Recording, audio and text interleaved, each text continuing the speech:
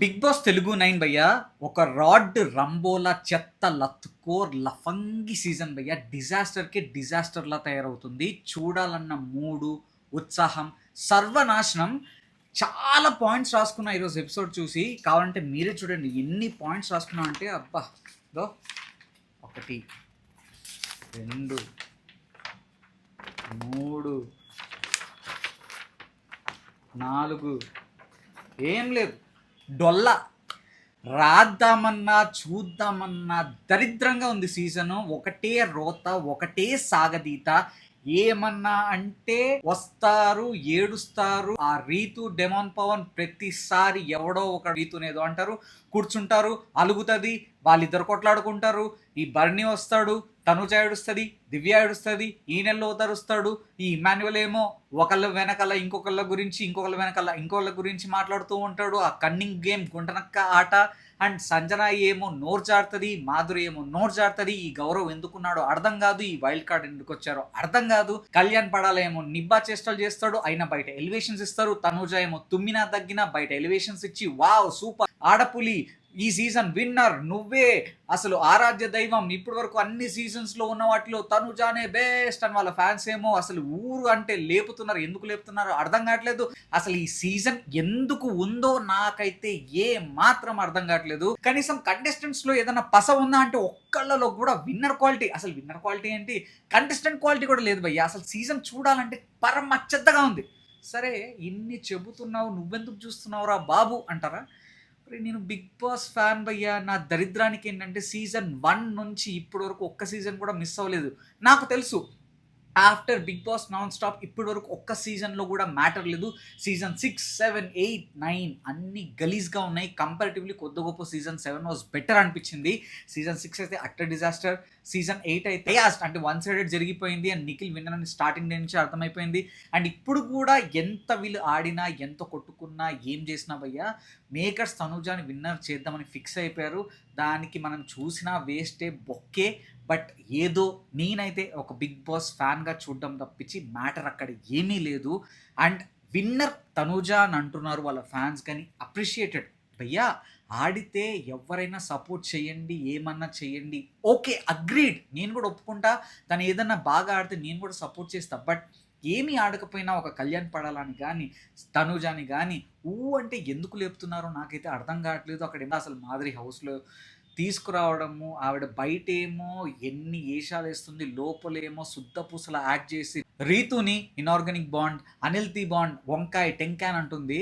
ఈవిడేమో బయట మామూలుగా ఉన్న భయ్యా. ఆ పర్సనల్ మ్యాటర్స్ మనకు అన్నీ వద్దు.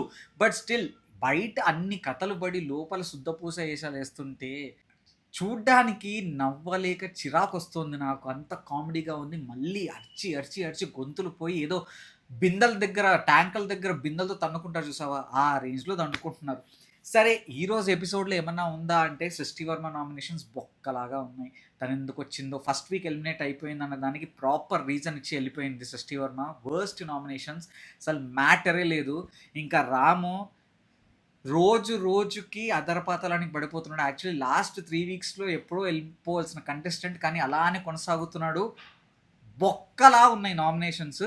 నామినేట్ చేసిన కంటెస్టెంట్ అయితే కరెక్టే, ఆయన గౌరవ్ దండం రా దూత, ఆయన గురించి మళ్ళీ మాట్లాడుకోవాలి. కానీ గలీజ్ నామినేషన్స్ భయ్యా. ఏమన్నా అంటే ఎందుకు నువ్వు ఓటేసావు, నాకు ఎందుకు నామినేట్ చేసావు అంటే, బయట నీకు ఫ్యాన్ బేస్ పెరగాలి, నువ్వు నామినేషన్స్లో ఉంటే బయట నీకు ఫ్యాన్ బేస్ పెరుగుతుంది అంట. ఇదెక్కడి బొక్కలో నామినేషన్ రా, ఇదెక్కడి బొక్కలో పాయింట్. అసలు ఈ వీక్ డబల్ ఎలిమినేషన్ కాదు సార్, ఒక 5 మెంబర్స్ని ఒకేసారి బయటకు నోకండి, దరిద్రం వదిలిపోతుంది. ఇన్ఫ్యాక్ట్ సీజన్ ఇక్కడితో ఆపేస్తే నాకైతే చాలా చాలా బెటర్ అనిపిస్తుంది. మీ సీజన్కి మీకు దండం రా బాబు. అండ్ కంప్లీట్లీ పార్షియల్గా ఉన్నారు మేకర్స్, దాంట్లో తిరిగే లేదు. దాని గురించి కూడా మళ్ళీ మాట్లాడుకుందాం. నువ్వు అడుక్కున్నావు అని ఇద్దరు కొట్లాడుకున్నారు, నిఖిల్ అండ్ తనుజ. ఆ నామినేషన్లో Nikhil back to back punches వేసి గట్టిగా సాలిడ్ పాయింట్స్ నామినేట్ చేశాడు. అండ్ తనుజ కూడా కొన్ని కరెక్ట్గా పాయింట్స్ ఉన్నాయి, అవి కూడా డిస్కస్ చేద్దాము. ఎన్ని చెప్పుకున్నా భయ్యా, లైవ్ చూసా, ఎపిసోడ్ చూసా, సో రివ్యూ కూడా ఇచ్చేస్తా. So let's jump to the review. Agent Vamshi reporting. Hi hello నమస్తే, నేను మీ వంశీ భయ్య. ఈరోజు అయితే ఎపిసోడ్ చూసాను, నిజంగా డొల్ల భయ్య. సృష్టి వర్మ నిజంగా ఆ లడ్డూలో నామినేషన్స్ చేసింది. దాని గురించి మాట్లాడుకోవడం కంటే అసలు అది జరిగిందనేది మర్చిపోతే 100% బెటర్ మీకైనా నాకైనా. సో దట్ మన టైం వేస్ట్ అవ్వదు, మన ఎనర్జీ వేస్ట్ అవ్వదు. సో పక్కన పెట్టేస్తా. అండ్ రాము నామినేట్ చేసింది గౌరవ్ని, అది కూడా ఏదో తొక్కలో నామినేషన్ ఆల్రెడీ మనం ముందు చెప్పుకున్నట్టనే. సో అది కూడా వదిలేస్తే పిచ్చలైట్. అండ్ నిజంగా చెబుతున్నాను, ఈ గౌరవ్ని ఈ వీక్ తరిమేయండి భయ్య. చూడలేక సస్తున్నాం ఆయన్ని. ఒకళ్ళు చెప్పిందేమో ఈయనకు అర్థం కాదు, ఇంకొకళ్ళ గురించి ఇంకొకళ్ళు మాట్లాడుకుంటుంటే తన గురించే మాట్లాడుకుంటున్నారని మిడిల్లో దూరి మరీ గొడవ పడుతున్నాడు. ఈరోజు అసలు మాట్లాడింది సృష్టి వర్మ అండ్ సంజన.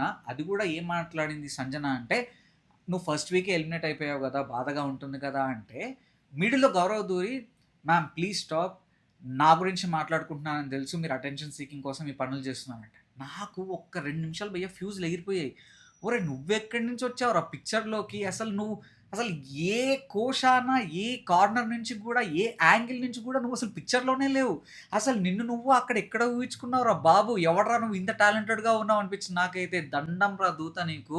ఆయనకి గేమ్ అర్థం కావట్లేదు, ఎవరేం మాట్లాడుకుంటున్నారో అర్థం కావట్లేదు, ఎవరు ఎందుకు మాట్లాడుకుంటున్నారో అర్థం కావట్లేదు, ఆయన్ని నామినేట్ చేసిన పాయింట్స్ ఆయనకు అర్థం కావట్లేదు, ఆయన చెప్పే పాయింట్స్ పక్కోడికి అర్థం కావట్లేదు, ఆయన ఎందుకు ఉన్నాడో అర్థం కావట్లేదు, మేము ఆయన ఎందుకు చూస్తున్నామో సీజన్లో అర్థం కావట్లేదు. సో దయచేసి బిగ్ బాస్ మీకైనా అర్థమైతే, మాకు ఇన్ని అర్థం కాకపోయినా దయచేసి ఆయన బయటకు పంపించేయండి, మీకు దండం, దయచేసి ఆయన పంపించండి. అస్సలు నస క్యాండిడేట్లా ఉన్నాడు, ఘోరం. అసలు చూసే ఓపిక తీరిక అయితే మాకు లేవు. ఆయనకు దండం. Please Big Boss, this is my humble request, గౌరవ్ని బయటకు పంపించండి, మా వల్ల కాదు. బర్నీ గారు ఎంటర్ అవుతారు. బర్నీ గారు కరెక్ట్ పేరు పెట్టారు మన ఇమ్మాన్యువల్కి. బేసికలీ పవరస్త్ర రావడానికి ఇమ్మాన్యువల్కి బర్నీ గారు వన్ ఆఫ్ ద రీజన్. అని అలాంటి బర్నీ గారినే వెన్నుపోటు పొడిచి బయటకు పంపించడంలో ఇమ్మాన్యువల్ నిజంగా కట్టప్ప రోలే ప్లే చేశాడు. అందుకే లోపలికి వచ్చి కట్టప్ప, అమరేంద్ర బాహుబలి చనిపోయాడు, మళ్ళీ మహేంద్ర బాహుబలి తిరిగి వచ్చాడు అని డైరెక్ట్గా సటైర్ వేసాడు. బాగా ఆడావు అని బయటకు ఆ డైలాగులన్నీ చెప్పాడు. కానీ భయ్యా లోపల అరే చెప్తారా ఉండు, నేను వస్తున్నా, నీకుందిలే దూల తీరుస్తా అన్నట్టు సింపుల్ నవ్వుతూ వార్నింగ్ ఇచ్చినట్టు అయితే అనిపించింది. సరే అక్కడైతే డైలాగ్ ఇచ్చాడు, బాగా మాట్లాడాడు, సరే ఇప్పుడైనా మారతాడా అనుకుంటే మళ్ళీ తనోజ వచ్చి ఏడ్చి, దివ్య వచ్చి ఏడ్చి, అంతరంగాల సీరియల్ ఏమో నడుస్తూనే ఉంది, సర్లే అయిపోయింది అనుకుంటే నామినేషన్ కూడా ఏమైనా స్ట్రాంగ్ పాయింటా అంటే సంజన నామినేట్ చేశాడు. దాంట్లో అయితే పెద్ద పసలేదు, ఏదో చెయ్యాలి అంటే చెయ్యాలి అన్నట్టు ఆల్రెడీ అందరు చెప్పిన పాయింట్స్ మీద నామినేట్ చేశాడు. దాని గురించి పెద్ద డిస్కషన్ కూడా వేస్ట్ ఆఫ్ టైం. అండ్ హౌస్లో అద్భుతమైన టాలెంటెడ్ పర్సన్ మన గౌరవ్ గారి గురించి కూడా, నువ్వు నన్ను తప్పుగా అర్థం చేసుకున్నావు, నువ్వు చేసిన నామినేషన్ చాలా సిల్లీ నామినేషన్, దానివల్ల నేను బయటకు వెళ్ళాల్సి వచ్చింది. సో దయచేసి ఏదైనా పాయింట్ స్ట్రాంగ్గా ఉంటే నామినేట్ చేయి, కానీ వర్స్ట్ రీజన్స్తో ఎవరిని నామినేట్ చేయకని చెప్పి గౌరవ్ కూడా ఒక మాట అన్నాడు. అది అయిపోయింది. సో నైఫ్ వచ్చి దివ్య ఎక్స్పెక్ట్ చేస్తుంది నాకు ఇవ్వమని, అడుగుతుంది కూడా, బట్ బర్నీ గారు ఫిక్స్ అయ్యే వచ్చినట్టున్నారు నిఖిల్కి ఇద్దామని. And Nikhil Pokiri range twist ఇచ్చాడు ఇక్కడ. అసలు తనుజాన్ నామినేట్ చేస్తానని ఎవ్వరు అనుకోరు, కానీ తనుజాన్ నామినేట్ చేశాడు. రీజన్ ఏంటంటే, నేను ఫస్ట్ నుంచి స్ట్రాంగ్ కంటెండర్ అనుకున్నాను, నమ్మాను, కానీ నువ్వేం చేసావు మన కెప్టెన్సీ కంటెండర్ టాస్క్లో ఇమ్మాన్యువల్ని నువ్వు బెగ్ చేసావు, ప్లీజ్ ఇమ్మాన్యువల్, నేను ఒక ఆడపిల్లని, నేను కెప్టెన్సీ రేస్లో ఇప్పుడు దాకా వచ్చాను, ఓడిపోయాను, దయచేసి నన్ను కెప్టెన్ చెయ్యి, నేను కెప్టెన్సీ బోర్డులో చూడాలనుకుంటున్నాను అని ప్లీజ్ చాలాసార్లు బెగ్ చేసావు. సో అది నాకు నచ్చలేదు. నువ్వంతకు నువ్వు గెలవాలి, కానీ బెగ్ చేసి గెలవడం, బెగ్ చేయడం నాకైతే నచ్చలేదు అని నామినేట్ చేశాడు. సో అక్కడ తనుజ ఏమంటుందంటే, నువ్వేమన్నా తక్కువ, నువ్వు బెగ్ చేసావు, గౌరవ్ని అడిగావు కెప్టెన్సీ కంటెంట్ చేయమని, సో కెప్టెన్సీ కంటెంట్ అలా అయ్యావు. అండ్ నువ్వు నన్ను డబ్బులు అడిగావు, నువ్వు అడుక్కున్నావు, నువ్వు కెప్టెన్సీ కంటెండర్ అవ్వాలని, నాకు మనీ కావాలి అంటే అక్కడ నిఖిల్ ఒకటే అంటాడు, నేను మనీ అడిగింది నీ మనీ కాదు, అది బిగ్ బాస్ ఇచ్చిన మనీ, అండ్ అది అందరి మనీ, మన మనీ.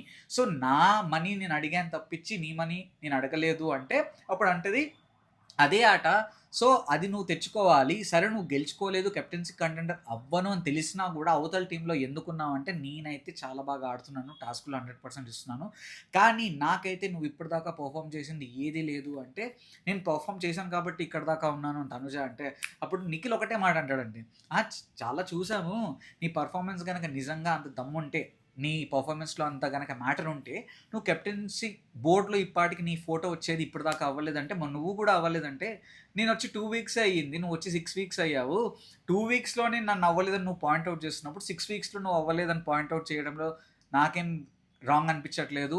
అండ్ నువ్వు బెగ్ చేసావు, నేను నా కళ్ళ ముందు చూసాను అంటే, నేను బెగ్ చేయలేదు, ఇమ్మాన్యుయల్ నిన్ను బెగ్ చేశానా అని అడుగుతుంటది ఇమ్మాన్యుయల్‌ని. అప్పుడు నిఖిల్ ఒకటే అంటాడు, నా కళ్ళ ముందే నువ్వు బెగ్ చేసావు, నేను చూసాను అని. నువ్వు అడుక్కున్నావంటే నువ్వు అడుక్కున్నావు, నువ్వు అడుక్కున్నావంటే నువ్వు అడుక్కున్నావు, నువ్వు అడుక్కున్నావంటే నువ్వు అడుక్కున్నావు అని ఒక అడుక్కునే గోల. అంటే సారీ, నువ్వు బెగ్ చేసావంటే నువ్వు బెగ్ చేసావు. ఇది కొద్దిగా పాజిటివ్‌గా ఉంటది కాబట్టి మీకు ఇదే సాటిస్ఫాక్టరీ యాంగిల్ తెప్పిస్తదేమో అని బెగ్ చేసావని వాడుతున్నాను. ప్రేక్షకుల మనోభావాలు దెబ్బతినవేమో అని. అడుక్కుంటున్నావు అన్న భాషని తొలగించి బెగ్ చేసావు అని సంస్కారవంతమైన వర్డ్ వాడుతున్నాను. సో బెగ్ చేసావు అని కొట్టుకున్నారు. అండ్ నాకైతే నిఖిల్ చేసిన పాయింట్స్ 100% వాలిడ్ అనిపించింది. ఎందుకంటే ఇప్పటివరకు తనుజ తన స్వతహాగా ఒక్క టాస్క్ కూడా గెలిచింది లేదు. నిన్న శ్రీజ కూడా అదే చెప్పింది, తనుజ నువ్వు ఇప్పటివరకు సపోర్ట్ లేకుండా ఒక్క టాస్క్ కూడా గెలవలేదు. ప్రతి టాస్క్లో బర్నీ గారు కానీ, కళ్యాణ్ కానీ, ఇమాన్యుయల్ కానీ, నేను కానీ హౌస్లో ఎవరో ఒకరు సపోర్ట్ చేస్తారు కాబట్టి నువ్వు కెప్టెన్సీ కంటెండర్ అయ్యావు అండ్ చాలా వరకు ముందుకు వచ్చావు. నువ్వు సపోర్ట్ లేకుండా ఇప్పటివరకు గెలిచింది నేనైతే చూడలేదు. అండ్ మొన్న ఇమాన్యుయల్ని కూడా అడుక్కున్నావు అని అదే ఇండైరెక్ట్గా చెప్పింది. అది నాకు నచ్చలేదు అని నిన్న శ్రీజ చెప్పింది. ఈరోజు నిఖిల్ కూడా చెప్పాడు, నామినేట్ చేశాడు. అండ్ నిజంగా అది లైవ్లో క్లియర్గా 3-4 సార్లు అడిగింది, ప్లీజ్ ఇమాన్యుయల్ నాకు కెప్టెన్ అవ్వాలని ఉంది, ఇప్పటిదాకా నేను అవ్వలేదు, ఒక అమ్మాయిని నేను ఇంత కష్టపడి ఆడాను అని అనింది. అసలు అక్కడ అమ్మాయి అన్న పాయింట్ రావడం చాలా తప్పు అక్కడ. ఎందుకంటే హౌస్లో అందరు ఈక్వలే, జెండర్ని తీయాల్సిన అవసరం లేదు. ఒక ఫ్రెండ్గా అడిగింటే వేరేలా ఉండు. ఒక అమ్మాయి భయ్య అక్కడ ఇమాన్యుయల్ని కూడా కెప్టెన్ అవ్వాలని ఉంటుంది కదా. అదే నిఖిల్ చెప్పాడు, ఒక విన్నర్ అది, ఆయన నీకెందుకు ఇస్తాడు, ఆయన గెలుచుకోవాలనుకుంటాడు కానీ నీకెందుకు ఇస్తాడు. అండ్ నేను అడిగాను యాజ్ అ టీమ్, ఒక టీమ్గా ఆడినప్పుడు నేను అడిగాను కానీ అక్కడ నువ్వు టీమ్ టాస్క్ కాదు, అక్కడ నువ్వు అడిగింది యాజ్ అ ఇండివిజువల్ ప్లేయర్గా నువ్వు అడిగావు. అబ్సల్యూట్లీ నిఖిల్ చెప్పింది ఇక్కడ 100% కరెక్ట్. అక్కడ నిఖిల్ అడగడంలో, ఇక్కడ తనుజ అడగడంలో ఆస్మాన్ జమీన్ ఫరక్ ఉంది. నిఖిల్ ఒక టీంలో జరిగిన టాస్క్ గురించి అండ్ టీంలో వాళ్ళని కన్విన్స్ చేసుకొని ఒక కంటెండర్గా అయ్యాడు. కెప్టెన్ అయ్యాడా లేదా అన్న తర్వాత విషయం. బట్ ఇక్కడ టీం టాస్క్ అయిపోయిన తర్వాత, కంటెండర్స్ అయిపోయిన తర్వాత వాళ్ళకి ఇండివిజువల్గా పెట్టిన టాస్క్లో తను బెగ్ చేసింది అని నిఖిల్ పాయింట్అవుట్ చేశాడు. అండ్ అది కూడా తను స్ట్రాంగ్ అని ఎక్స్పెక్ట్ చేశాడు కాబట్టి ఆ ఎక్స్పెక్టేషన్స్ని తనే డౌన్ చేసుకుంది, తన దృష్టిలో డౌన్ అయింది, అది బెగ్ చేసి అని నిఖిల్ పాయింట్అవుట్ చేశాడు. నేను సెకండ్ వీక్లోనే నా వరకు నేను 100% ఇస్తున్నాను. నువ్వు 6th వీక్ అయినా నువ్వు ఒకవేళ నిజంగా ఆడుంటే, నీలో కనుక ఆ పొటెన్షియల్ ఉండింటే నువ్వు ఈ పాటికి కెప్టెన్ అయ్యి ఉండే దానివి నామినేట్ చేశాడు. అక్కడ నిజంగా చెప్తున్నా, తనుజాకి ఎంత డిఫెండ్ చేసుకున్నా దొరికిపోయింది, అడ్డంగా దొరికిపోయింది. And back to back punches, rods దింపాడనిపించింది నాకైతే నిఖిల్ తనుజాకి. సో భరణి గారు వెళ్ళిపోతూ ఉంటారు. అప్పుడు తనుజ, నాన్నగారు మీరు బేసికలీ నా వల్లేనా మీరు బయటకు వెళ్ళింది, నాతో బాండ్స్ పెట్టుకోవడం వల్లేనా మీరు బయటకు వెళ్ళింది, నిజంగా చెప్పండి నాన్నగారు, నిజంగా చెప్పండి నాన్నగారు. మెల్లగా నేను రివ్యూయర్ నుంచి సీరియల్ ఆర్టిస్ట్ అయిపోతానేమో ఈ సీజన్లో అనిపిస్తుంది భయ్య నాకైతే. ఏం యాక్టింగ్ భయ్య అది, ఆ సింపతి ఏంటి, ఆ గోల్ ఏంటి, ఆ ఏడుపు ఏంటి, ఆ యవ్వారం ఏంటి, నాకైతే ఏం అర్థం కావట్లేదు భయ్య. సీరియల్ చూస్తున్నానా, బిగ్ బాస్ సీజన్ చూస్తున్నానా, నాకైతే ఏం అర్థం కావట్లేదు. నార్మల్గా అడగచ్చు భయ్య, ప్రతిదానికి ప్రతిసారి ఏడవలసిన అవసరం లేదు భయ్య. ఎన్నిసార్లు ఎంత సీరియల్ ఆర్టిస్ట్ అయితే మాత్రం అంత సీరియల్ క్యారెక్టర్లు జీవించాలని అయితే నాకు అనిపించట్లేదు. అంటే ఒకసారి ఏడుస్తే ఓకే, ప్రతి చిన్నదానికి ఏడిస్తే ఆ ఏడుపుకున్న వాల్యూ పోతుంది. ఆయన ఎలిమినేట్ అయినప్పుడు ఏడ్చింది, ఆయన లోపలికి వచ్చినప్పుడు ఏడ్చింది, ఆయన హౌస్లో ఉన్నప్పుడు ఏడ్చింది, ఆయన మాట్లాడకపోయినా ఏడ్చింది. ప్రతి దానికి ఏడిస్తే వల్ల కాదు భయ్య. ఎందుకంటే దేనికైనా ఒక లిమిట్ ఉంటుంది. ఒకసారి ఏడుస్తే అయ్యో అనుకుంటారు, 2 సార్లు ఏడిస్తే అయ్యయ్యో అనుకుంటారు, 3 సార్లు వేస్తే పాపంలే అనుకుంటారు, 4 సార్లు ఏడిస్తే ఏంట్రా ఈ రోత చిరాకు వస్తుందిరా బాబు అనిపిస్తుంది. సో తనూజ ఏడ్చిన ప్రతిసారి ఒక పాయింట్ తర్వాత నాకు రోతలా అనిపిస్తుంది. అది ఎంత జెన్యున్ బాండో ఫేక్ బాండో గేమ్ కోసమో అదంతా పక్కన పెడితే, ప్రతి చిన్న దానికి ఏడిస్తే ఆ ఏడుపుకున్న వాల్యూ పోతుంది, ఆ ఏడుపుకున్న మీనింగే అర్థమే మారిపోతుంది. అక్కడ తనైతే క్లియర్ చేసుకుంది. బర్నీ గారు అయితే చెప్పారు, అమ్మ లేదు నీ వల్ల నేను వెళ్ళానని ఎవరు అంటున్నారు, నువ్వు బాండ్స్ ఫామ్ చేసుకోకు, ఎవరిని ట్రస్ట్ చేయకు అని సుమన్ శెట్టి గారికి చెప్తాడు, తనూజాకి చెప్తాడు, బాండ్స్ వల్ల నువ్వు ఇరుక్కుపోకు అంటాడు. కానీ దివ్యతో ఏం మాట్లాడకుండా వెళ్తాడు. అందుకే దివ్య చాలా హర్ట్ అవుతుంది. తనూజ ఏమో క్లియర్ చేసుకుంది, కానీ నాకు ఆయన ఏమో చెప్పకుండా వెళ్ళాడు, కనీసం నన్ను చూడలేదు అంటే అప్పుడు ఇమాన్యుయల్ చెప్తాడు, బేసికలీ ఆయన మాట్లాడకపోవడానికి ఒక రీజన్ ఉంటుంది కదా, నువ్వేమంత భయపడకు బాధపడకు, సో డోంట్ వరీ అని ఇమాన్యుయల్ చెప్తాడు. సో అక్కడితో అదైపోతుంది. మళ్ళీ ఏమవుతుందంటే next day Bharani and Sreeja reentry ఇస్తారు.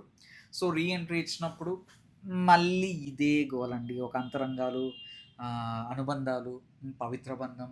గుమ్మడి గుమ్మడి ఆడిందంటే అమ్మాడి, డాడీలో గిల్లు కురిచే కూచిపూడి అని ఒక సాంగ్ ఒక సైడ్ ప్లే అవుతుంటే, అన్న చెల్లెలి అనుబంధం జన్మ జన్మల సంబంధం ఇదొక సైడ్.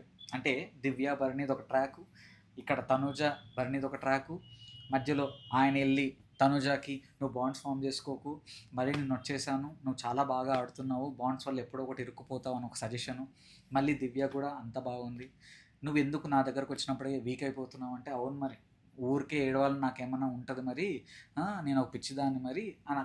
సో ఇవి చూసి చూసి చూసి దీని గురించి డిస్కస్ చేయాలన్నా కూడా అక్కడ ఏం లేదు భయ్య. ఎందుకంటే గత 50 రోజులు బిగ్ బాస్లో ఇదే నస. 50 డేస్ అయింది ఇప్పటికీ బిగ్ బాస్ తెలుగు సీజన్ 9లో ఒక విన్నర్ మెటీరియల్ లేడు, ఒక స్ట్రాంగ్ కంటెస్టెంట్ లేదని నమ్ముతారా భయ్య? సరే స్ట్రాంగ్ కంటెస్టెంట్ ఇవన్నీ పక్కన పెట్టండి, ఎవరికో ఈ పాటికి కొంతమంది నచ్చుండొచ్చు, ఎవరిని డిస్రెస్పెక్ట్ చేయను. But 50 days of Big Boss Telugu season 9లో ఒక్క ఎపిసోడ్ అయినా స్ట్రాంగ్ ఎపిసోడ్, అబ్బా ఇది భలే ఉందిరా అని ఎప్పుడైనా అనిపించిందా? ఏదో ఒక ఎపిసోడ్లో కొన్ని మూమెంట్స్ తప్ప ఒక పర్ఫెక్ట్ ఎపిసోడ్ ఇప్పటివరకు బిగ్ బాస్ తెలుగు సీజన్ 9లో నాకైతే పడలేదు అనిపించింది. రీతు డెమోన్, రీతు ఏమంటది, అంతమంది అన్ని మాటలు అంటున్నా నువ్వు డిఫెండ్ చేయలేకపోయావు, మాధురి గారు నిన్న అన్ని మాటలు అన్నారు, డిమాన్ పవన్ గేమ్ నీ వల్ల స్పాయిల్ అయ్యింది, కానీ నువ్వు ఒకటి ఏం డిఫెండ్ చేయలేదంటే, ప్రతి ఒక్కరికి నేను ఎందుకు డిఫెండ్ చేయాలి, నాకు తెలుసు కదా నువ్వేంటో, నేను ఎంతమందికి అని చెప్పాలి అంటే అక్కడ ఒక చిన్న గొడవ అండి. వీళ్ళది కూడా అండి ఇదే పంచాయతీ, రోజు ప్రతిసారి తెగని పంచాయతీ. ఒకసారి ఒకళ్ళు ఎవరో అంటారు, రీతునేదో అంటారు, డెమాన్ పవన్ రీతు గొడవ పడతారు, ఆయన ఎక్స్ప్లెనేషన్ ఇస్తాడు, ఈమె వెళ్ళి అలుగుతుంది, మళ్ళీ వెళ్ళి అతుక్కుంటుంది.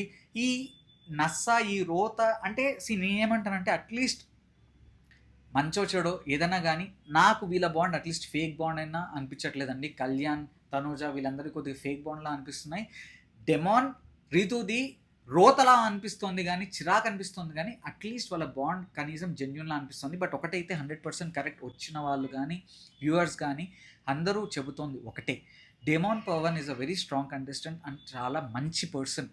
బట్ రీతుతో ఉండడం వల్ల తనకి ఎన్ని తడి చెడగొట్టుకుంటున్నాడు. డెమాన్ పవన్ ఎప్పుడైతే రీతు నుంచి కొద్దిగా పక్కకెళ్ళి తన గేమ్ మీద ఫోకస్ చేసి ఆడతాడో అప్పుడే ముందుకెళ్తాడో అనిపిస్తుంది. లేకపోతే ట్రస్ట్ మీ ఇంకొన్ని రోజుల్లో ఈ స్క్రాప్ అంతా పోయిన తర్వాత నెక్స్ట్ ఎలిమినేట్ అయ్యే కంటెస్టెంట్ డెమాన్ పవనే అవ్వచ్చేమో. Demon Pavan should come out of Rithu so that he will get votes, so that people will focus on him. Okay అరే మంచి పర్సన్ రా, అట్లీస్ట్ ఇప్పుడైనా రియలైజ్ అయ్యాడు అని తన మీద ఫోకస్ చేసి టాప్ 5 కన్నా పంపించే అవకాశాలు, ఇన్ఫాక్ట్ చాలా బాగా ఆడితే ఏమో చెప్పలేం, వర్స్ట్ కేసులో తను బాగా ఆడి ఓట్స్ బాగా పెరిగితే విన్నర్ కూడా అవ్వచ్చు, కానీ ఛాన్సెస్ చాలా తక్కువ ఉన్నాయిలేండి. But still I'm telling you, Bharani గారిని అండ్ శ్రీజాని కూర్చోబెట్టి హౌస్లో ఉన్న వాళ్ళకి సజెషన్స్ ఇవ్వమని చెప్తారు. అంటే వాళ్ళు ఇప్పుడు మళ్ళీ హౌస్లోకి తిరిగి వస్తే, బేసికల్లీ హౌస్లో వీళ్ళిద్దరిలో ఒకళ్ళు రావడానికి ఛాన్స్ ఉందని బిగ్ బాస్ చెప్పారు. బట్ వీళ్ళిద్దరిలో ఇద్దరు రావడానికి 100% ఛాన్సెస్ ఉన్నాయి. బట్ బర్నీ గారికి రేపు జరిగే ఫిజికల్ టాస్క్లో రిబ్స్ దగ్గర బాగా ఇంజురీ అయ్యి హాస్పిటల్లో ఉన్నారు, బట్ రీకవర్ అయ్యారు అని ఇప్పుడే న్యూస్ వచ్చింది. So good news for Bharani fans. ఒకవేళ బర్నీ గారు రీకవర్ అయితే శ్రీజ అండ్ బర్నీ పక్కాగా హౌస్లోకి రీఎంట్రీ ఇస్తారు. ఇద్దరిలో ఎవరినైనా హౌస్లో చూడాలి అనుకుంటే వాళ్ళకి మీరు ఇచ్చే సజెషన్ ఏంటి అని ఒక టాస్క్ ఇస్తారు. సో అక్కడ ఫస్ట్ దివ్య ఏం చెప్తుందంటే, మన బర్నీ గారి గురించి, ఆయన అందరినీ నమ్ముతాడు, ఆయన పక్కోళ్ళ గేమ్ గెలిపించడానికి ఆయన ఓడిపోతాడు, అతి మంచితనం. ఈ 3 ఫ్యాక్టర్లు ఆయన మార్చుకోవాలి. అండ్ మంచితనం ఏంటంటే ఆయన అందరినీ నమ్మేస్తాడు, హీ ట్రస్ట్ ఎవ్రీవన్. సో ఆ నమ్మకమే తనని కూల్చేస్తోంది. అండ్ ఆ నమ్మకమే ఒక బాండ్ అనే వాళ్ళు వేరే వాళ్ళు తనని యూజ్ చేసుకొని ఆ మంచితనాన్ని, ఆ ట్రస్ట్ని తనని కిందకు తోసేసి బయటకు పంపించేస్తున్నారు. సో అది మార్చుకోవాలి అని ఇండైరెక్ట్గా తనూజ గురించే చెప్పింది. అది క్రిస్టల్ క్లియర్గా మనకు అర్థమవుతుంది. తను కూడా యాక్సెప్ట్ చేస్తాడు, మార్చుకుంటాడేమో చూడాలి. ఒకవేళ హౌస్లోకి వస్తే నాకు ఇప్పటికీ $1 బిలియన్ క్వశ్చన్ ఏంటంటే, అసలు ఇప్పుడు బర్నీ గారు లోపలికి వస్తే తనుజాతో దివ్యతో అంతకుముందు ఉన్నట్టే ఉంటాడా, లేకపోతే మారతాడా, లేకపోతే ఇప్పటికైనా ఓపెన్ అప్ అయ్యి గట్టిగా మాట్లాడగలుగుతాడా, లేకపోతే అలానే ఇంకా ముసుగులో ఉంటాడా అనేది నాకు కూడా తెలీదు. Let's see. కానీ ఇన్ని రోజులు ముసుగులో ఉన్నాడు, అదైతే అందుకే బయటకు వెళ్ళిపోయాడు. ఆ మంచితనం, రేలంగి మామయ్య నేచరు అండ్ ఆ బంధాలు బాంధవ్యాలు అవన్నీ పక్కన పెట్టేసి ఆయన ట్రూ నేచర్తో, ఆయన అగ్రెసివ్ నేచర్తో కనుక లోపల ఉంటే, ఒకవేళ మళ్ళీ తిరిగి వస్తే చాలా స్ట్రాంగ్ కంటెస్టెంట్ అని అయితే నేను నమ్ముతున్నాను. Let's see.